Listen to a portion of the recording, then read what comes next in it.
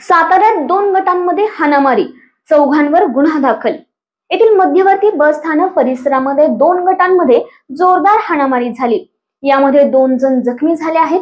दोन्ही गटातील परस्पर विरोधी तक्रारीवरून शाहूपुरी पोलीस ठाण्यामध्ये चौघांवर गुन्हा दाखल करण्यात आलेला आहे।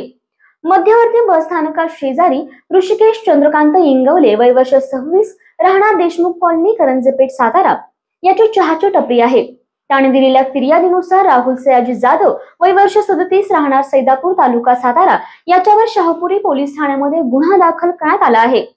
संशयित राहुल जाधव यांनी दिनांक 28 रोजी दुपारी 12 वाजता ऋषिकेशचा चुलत भाऊ अक्षय याच्याशी झालेल्या बाचाबाचीचा राग मनामध्ये धरून ऋषिकेशला लाथा बुक्क्यांनी मारहाण केली। त्याच्या वडापावच्या गाड्यावरील चाकू मारून अक्षय यालाही जखमी केले। हा वाद सोडवण्यासाठी आलेल्या ऋषिकेशच्या वडिलांनाही धमकी दिली।